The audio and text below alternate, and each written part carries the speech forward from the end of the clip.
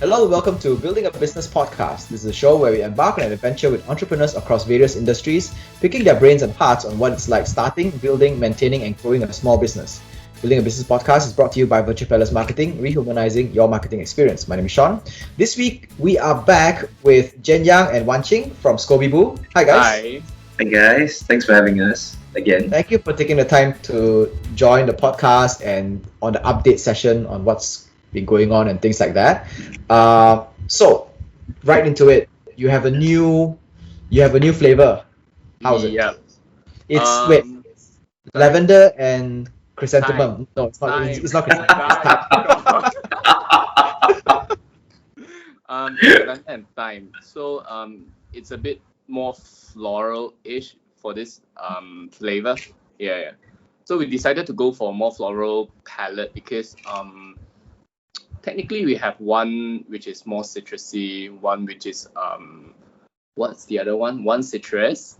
One is slightly spicy, and we decided to go for one floral. So it's sort of like targets. We try to target everyone's taste palette because we recently gotten feedback, which is quite surprising, that there are certain people that don't like the products that don't like this particular flavor but likes the other flavor. But we personally like all our flavors, so it's quite weird to hear like, oh, I don't like this, but that's good. But to be fair, I think you like all the flavors because you are emotionally attached to all the flavors. That is not true.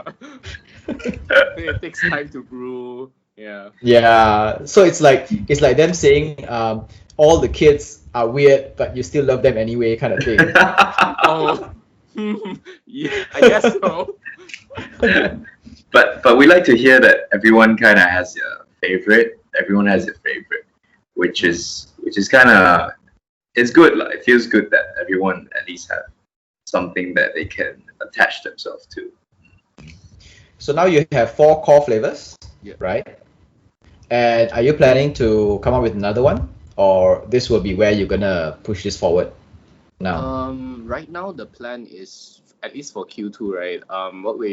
What we discussed was to focus on placing them in more places first before we start with the 5th flavor.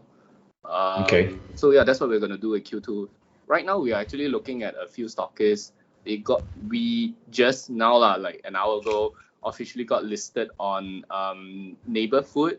So it's like a online platform that helps these like small businesses and auntie uncle who cooks at home to sell their food. So we decided to go there because we could not take like a bigger volume, and one online platform is probably enough for us. Plus now we're looking for 1 or 2 more stockists. So that's okay. Yeah. That's nice. And what kind of volume are you expecting for that one? Did they say that they can commit something, or is it by consignment, or? Oh no. So it's purely they are the platform and we are supposed to what do you call that? We are supposed to do the delivery.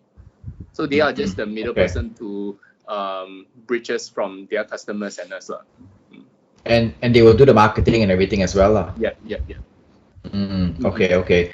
And I assume that for every unit sold, they will take a cut for their sustain their. Okay. Yeah. So it's not like a subscription / membership type. It is a per sale type. Yes, correct. Per sale. Okay. Yeah. But we're also looking at other more physical stores as well. So we're really trying to try out different locations, digital and physical. So we're still in the negotiation with that, with the physical bit. Okay. So, but at the point now, you are focusing on the smaller the smaller channels the more community-based channels. Correct. Do you see that there is like what is this called, that you can visualize your customer base already at this point, like how to generalize it, who they fall under, where are they from, are they the fancy smancy type, or the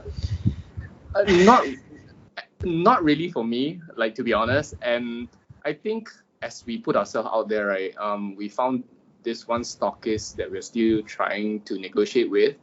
But the idea of customers taking your bottle and then there's this like fear that they will judge it badly. That still runs in me lah. So maybe that's why I'm still like thinking like, oh, maybe one or two stockists is enough for now. I don't know how to deal with too many negative feedbacks.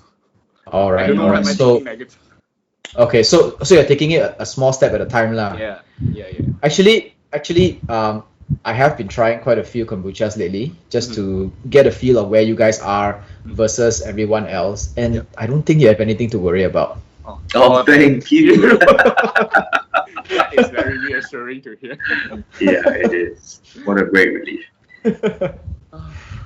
So I like that you put a lot of emphasis on the tea itself. The flavor is there, but it's not overpowering. It doesn't feel as if you're putting a lot of syrup and everything in there. You know, that kind of flavor. So it tastes very good. It's very nice. Yep. Thank you. Yeah. Yeah. So also last time we talked about moving offices, right? Moving production space lah, technically. So recently moved there, and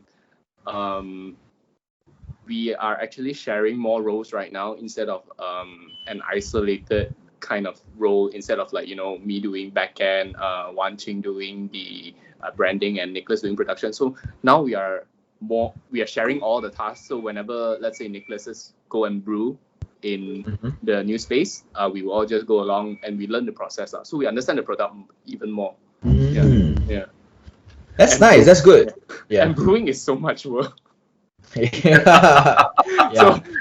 props to Nicholas for doing it himself earlier on. It's actually good because why? One of the dynamics of a partnership, right, is that sometimes when you reach a point where you're overworked and you start to compare your workload versus other people's workload, and you'll be like, hey, I do so much work and somebody else do so little. But to be fair, right, I think everybody does a lot of work, and their work, the specialty is there, the skill is there, the workload is there. It's just that sometimes we don't see it, and we assume that they're just pouring A and pouring B, shake, and then they come out. And when it comes to the design stuff, let's say for Wan Ching, right? Sometimes the actual designing itself takes a very short time, but the inspiration part takes a long time, a lot of research, a lot of going out and looking at stuff week in, week out, and then you get the idea and you prop in it. Two colors don't accidentally come together, it has to be from somewhere. So there's a lot of work that this kind of things come from. And especially from your side as well, the systems, the whole, all these kind of things, and the spreadsheets and everything. So that takes a lot of skill to build up as well. Sometimes it takes a lot of years to learn as well, especially if you are self-taught. I think that's very timely coming from you, because I think this is what we have figured out over the past few weeks. We have sort of been spending more time together, and with that, I think we see that everyone's really putting the effort into it, and it kind of brings everyone together a lot more. And at this point, I think we were at a point where we would say, to be honest, I sort of had a breakdown because I feel like the effort that I put in wasn't equal, and that was the issue exactly. But actually, on the now that we've spent more time together, we've talked about it. Things really we do try and get things clear. And we do appreciate each other's effort so much more. Exactly what your points, Sean. That's good. Yeah, and it's good that you identify this early on and are able to open this, be transparent about this right from the get-go. Yeah. Right, not bad. So you got a new place and you're all very kumbaya now. Yeah. I feel like I need to break out into a song. I don't know why. Let me change your background to like a field of like a grass field with sunset or something. Can you? No, I can't. Yeah, recently has been good. We have been really like I think the problem with how we worked previously was everyone's doing their own thing, even though we say we work for a common goal. But I think spending time together, regardless if it's for work or not, right, it's very important to strengthen any team, regardless whether we are doing Scoby Boo or whether we are at our day job. Working from home only works to a certain extent. Personally, I feel like without the physical communication with your team, it probably will break down eventually. Yeah. Okay. Yeah. So this is score 1 for going back into the office after MCO is over, right? Yeah. Though I hate the traffic, but yeah, it's better. Right. Yeah. It's the kind of thing that it's a love-hate relationship. You understand why you need it, but you hate to travel and getting stuck in the traffic. Yeah. I hate it. So now that you have a new place, will you expect like production volume to go up in order to meet the demand? Because now you actually have an actual cost center that you need to put into a balance sheet ready, right? So you need to it's a chase. It's like a race now, right? At least to balance both sides out. We are looking to increase because as we were talking to different stockists, right? They have MOQs and they are worried that small breweries like us cannot meet their demand. So we did ask around, and it was about 30 to 40 bottles a month. So we definitely need to produce at least that much extra, or maybe twice that amount, to always be in a safe space, like just in case suddenly there's this demand coming. We also want to be able to meet the order and not let go of a chance to promote our product. So where did they tell you where they came up with this 30 to 40 bottles a month MOQ? Because is it because they are confident they can sell this amount, or it's they were relating it to their juices. Okay. Their juices, and they say during a good weekend it could be 10 to 20 bottles. A slower weekend would be 5. So they just multiplied by 4, and then they gave us a ballpark amount, which is 30 to 40. Yeah. Okay.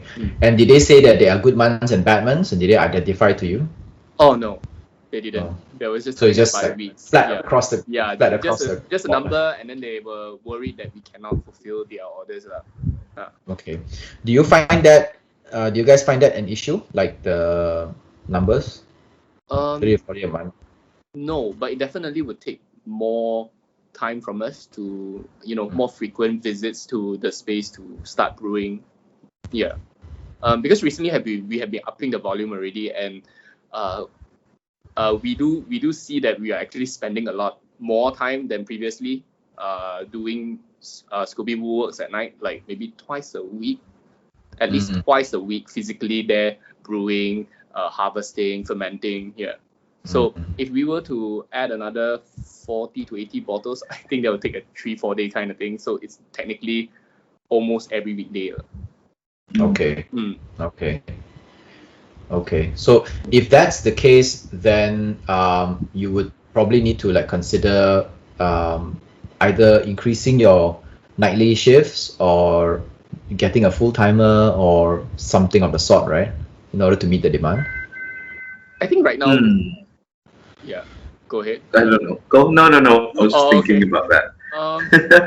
I think right now we cannot afford a full-timer, but we do have one or two loyalists, which is my family members, because they stay quite nearby. So and one of my cousin is actually quite amped on this, so we decided to pay her in kombucha. Maybe she can help us.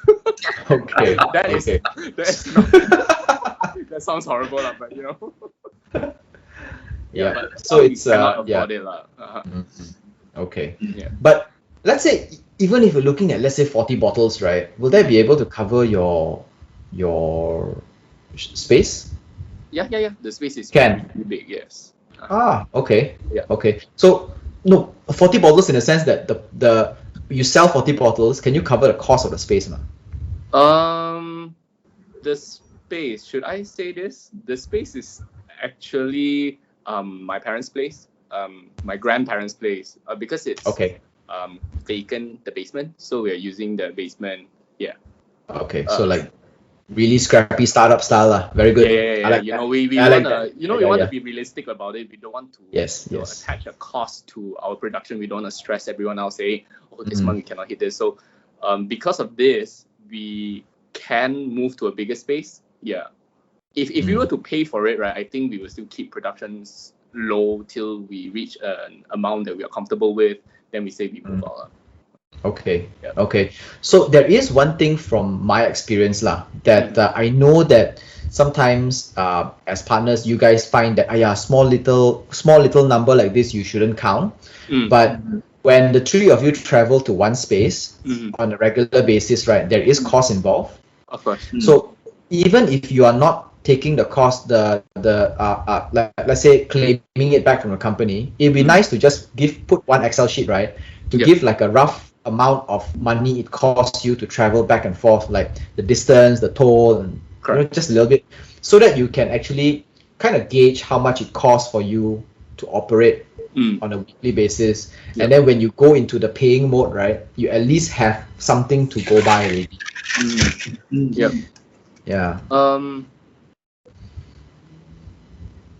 If you were to put all those numbers there, right, we definitely will not be breaking even. Yeah, because I think to rent a space right now is probably $600 to $800, at least a small space, and I don't think it can cater to 300-400 bottles.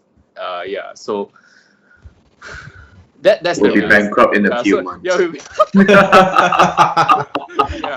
So right now, how I'm doing it, right?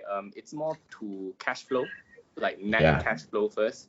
Instead of doing the the nitty-gritty financial papers with the accruals and all, I just do it with net cash flow. That's more realistic and it shows us what we want to know. Yeah. Okay. When the time comes, we have to factor it in. It definitely has to free space. Yeah. And there will come a point of time when you look at these things. And we were also talking about the time costing that you mentioned previously. So we were talking about that just to kind of push everyone on to scaling to a more sustainable kind of mode of practice. And how long would you say this time cost will usually be? Like this. Okay, so in my experience, right, what happens is that it'll help kind of, because all the costs, whether it's time, whether it's monetary, right, it all comes out from our own pockets, right? And sometimes down the line, when someone feels like they're overworked and there's uneven workload or there's uneven compensation that goes into the company, this thing will always arise, like, hey, I'm paying so much money to do all this, right? I hope that I can be compensated a little bit. And then, because in my experience it will not go from zero income per partner all the way to like full-time price one, There will be gradual increments one. So then the first thing you take out, the first thing you pay will be the time cost first. Then you pay for the the little bit here, then a little bit more there, and then it comes to a point where one partner says, okay, I'm going to put in this much in order to, let's say, a few $1,000 in order to cover for something. And then if one person puts in, there will come a time, or even if that person is not telling you, that person will be thinking in his heart, like, I'm already putting this much, right? And we are still sharing an equal share of the company. So there's definitely someone who's calculating these things, and because you guys are good friends, these are the things that are more difficult to bring out. But you should put a piece of paper there. You should put all the money stuff down there and say, we are not doing this because we are being very picky, but we are doing this because we want to be very transparent with how much everybody is spending, so that and we need to be very honest. If you feel that you are feeling the pinch of traveling and compensating and all this kind of thing, you need to tell the partners about all this right up from the beginning. Don't wait until the end. So there has to be transparency, because when it comes to money, how it is, sometimes it's very touchy one, when it comes to money. Go ahead. I think we're not too touchy about cash yet at this point, because we were, in terms of sales, we're still gradually growing. I think we're more picky in terms of time and effort, really. That's for us. Yeah. And I think for that, right, I have a few previous experiences, right? Where I worked with friends, and twice it didn't work out because there were no transparency then. And what you said happened. Like, why am I putting in so much effort without the return? And that does eat you. So also through that two experience, I've learned how to deal with money personally. Even with Wan Ching and Nicholas, right? So, for example, even small things that they want to buy for the company's use, I would always ask them to claim the company's money, because it's only fair that way. Even if it's $390, $290, whatever the price is, you should claim the company because it's for company use. And I'm very thick-skinned when it comes to asking money. So I think everyone's fine. Someone needs to be that. Someone needs to be like that. Yeah. No, because I want everyone to feel like. I want everyone to feel like, you don't have to personally fork out extra for the company. If I were to fork out 5 ringgit, right, let's say a small amount, 5 ringgit, right, I think everyone should fork out 5 ringgit because it's only fair, and it works the other way around. So if, let's say, Wan Ching decides to bring in a what can we buy next? Let's say he decides to bring in an equipment So if, let's say, it costs like an amount, we all should be able to fork out that amount as well. Then it'll be fair for everyone. Yeah. Just to illustrate how thick-skinned he was when he was asking for cash, he in the WhatsApp text, he would say, Wan Ching owes 18.10, transfer now. No, 18.90. Oh, was it? It has transfer now 90, coming. Yeah. Transfer now. I think a lot of people are not used to me asking money like that. But I do tell them it's me respecting the amount you earn also. I don't want to, take advantage of the money you earn, like just saying like, oh, he's not asking, so I'm not going to ask so I can save that amount of money. Yeah. Well, speaking on behalf of Jian Yang here, and in my experience, what you're doing, Jian Yang, is it's kind of blunt on the get-go, but it actually is very helpful to the partnership in the long run. Very, very helpful. So it should be done like that, lah. Yeah. It still feels weird, sometimes 80-90. No, I just like how there's like transfer now, but then till today it's still not transferred. Yes. I have this Excel sheet for my personal finance, and always there's this outstanding amount that I need to keep track in this. Wan Ching's always on that list. Wan Ching, Nicholas. I just haven't got to it yet. But, okay. I really appreciate the transfer now. I was like, transfer now, maybe later.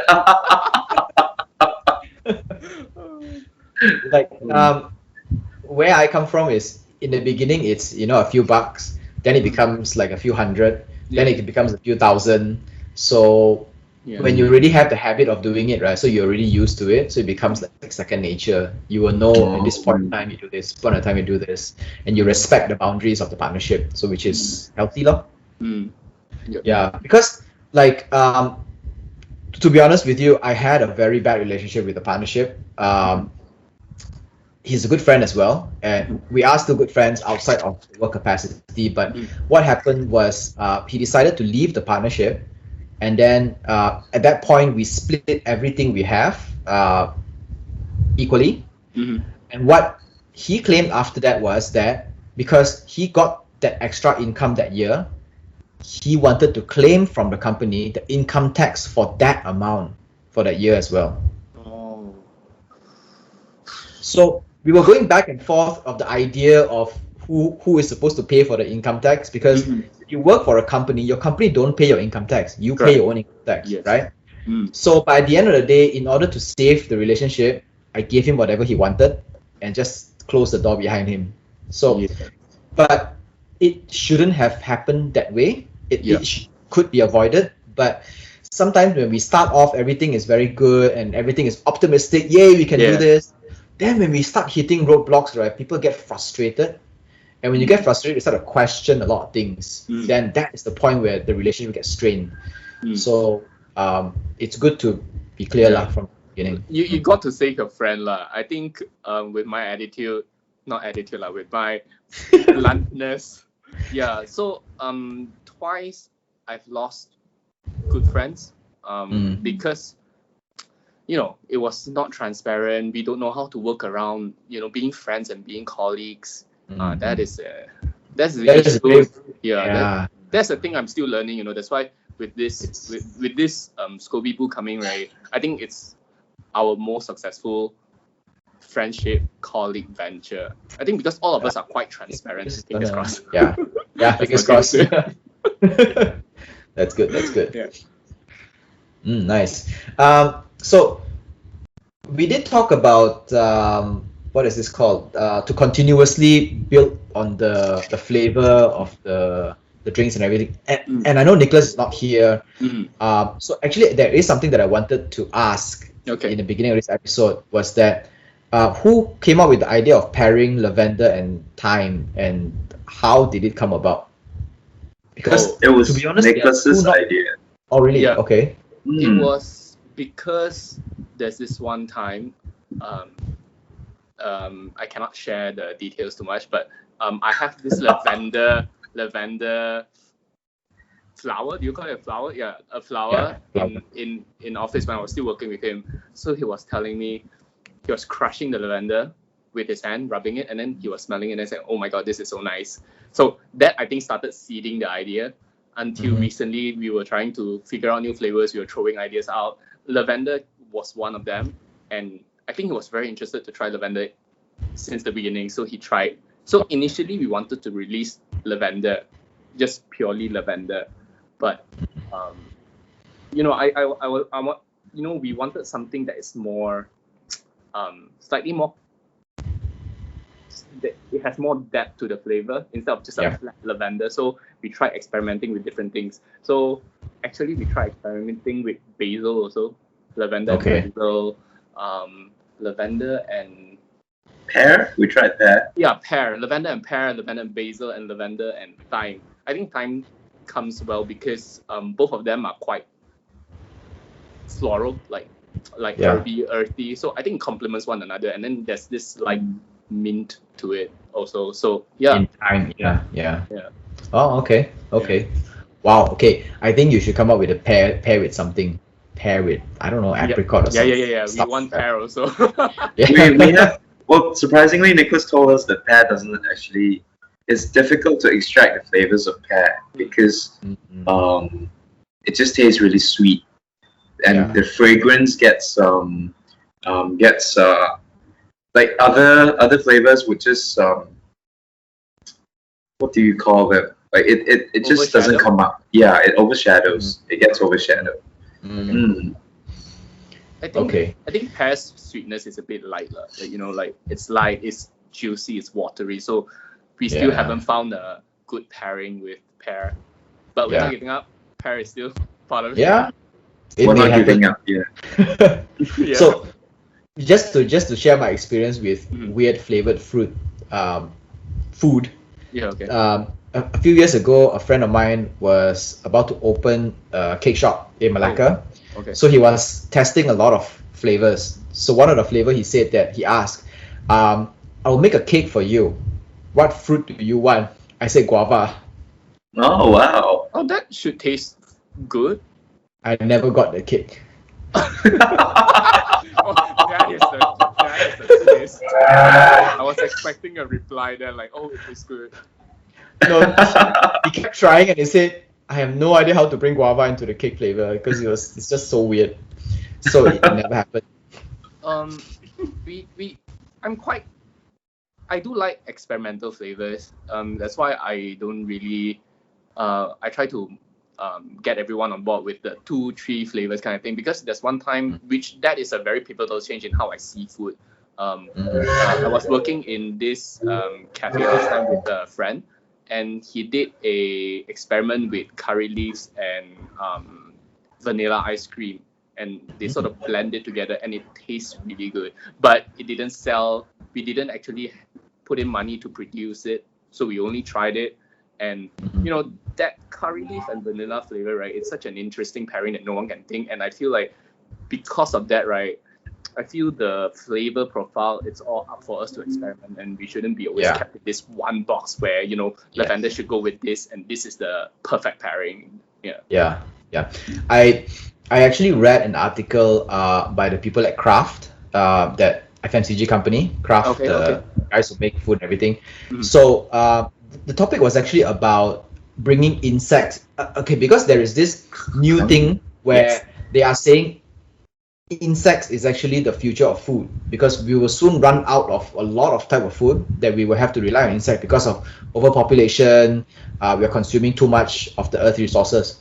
So then in the interview, right, they were talking about how to introduce the insects flavor to the people. They said that they have a way of, when there are two formulas, when there are two flavors, when they want to introduce one eccentric flavor, they will always pair it with a familiar flavor. Oh, right. Yeah. Okay. So that way, whoever was trying it, right, they go for the familiar one while also testing out the unfamiliar one. Oh, okay. Yeah. Oh, that's like vanilla and curry leaves. Yeah. So people go for vanilla and then discover curry leaves. I see. Oh, okay. Yeah. Good to know. Yeah. I think the way with lavender and thyme, lavender is actually still quite eccentric. We would think it's more of a comfortable, more familiar flavor, but actually putting it in food is still quite it's quite exotic. Yeah. But I think the way we went about with lavender and thyme is because thyme actually gives lavender it brings about a different depth to the flavor.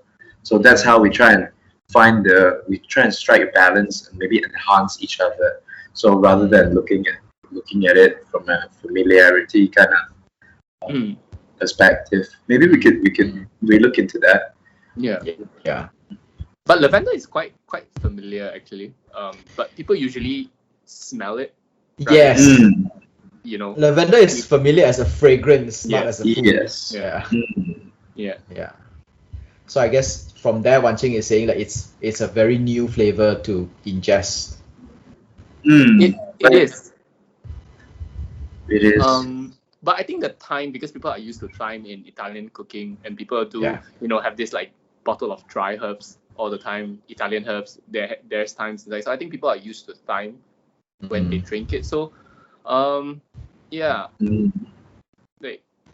it tastes like it. To me, it tastes like lavender, But I heard from, I don't know, was it Nicholas or Wan Ching, that he said they taste like thyme more. So I think it depends on which flavor you can identify. It's like the gold and blue shirt kind of thing, like. It's definitely black and blue. Black and blue. I'm putting it out there. I saw gold and purple, I think. I don't remember. I am judging you right now. Okay, yeah. So if there's nothing else, then that's all for this week. I like this format, and I did say that we were supposed to keep it at 30 minutes, but we overran again because it's so amazing talking to you guys. Yeah, we're at 50 minutes now. Yeah, I think this kind of format is quite relaxing, and it does keep the conversation. It does keep the conversation interesting, Like we don't have to follow this one straight line, one way street kind of thing, right? Yeah, not so linear. It's nice. Yeah, I like this as well. Let's come back and do this again. Hopefully with Nicholas around. Yeah, hopefully. He's busy today, so he can't make it. Yeah, it's all right. It's all right. Okay, so wait, let me do that outro thing. I need to find the. Yes, there we go. Okay, so before we go, tell us where the listeners can find out about you, your products, and buy from you. You can follow us on Hey Scoby Boo. That is HEY.SCOBYBOO on Instagram and Facebook. So you can just tap the link there and you can just PM us. Okay, and now the only way to buy is by PMing you and your new store with the guys. I don't know I forgot what's the name. Neighbor Food. So Neighbor. Yep. We will be sharing a launch on their platform soon. So yeah, you can click the link that we're gonna link there. Okay, sweet. So now soon we'll be able to buy from two places. One is by PMing you, another one is from the Neighbor Food. Yes, correct. Okay, awesome. Thank you so much. So everyone, that's all for this week's episode of Building a Business Podcast. Our podcast is available on Anchor FM, Google Podcasts, Breaker, and Spotify. We post full videos on YouTube and clips on Facebook, Instagram, and LinkedIn. Next week, we will be back with Eddie from December 1st Florist. Thank you so much, Jen Yang and Wan Ching. Thank you. Thank you very much for having us. We will see you next month. Bye. Bye.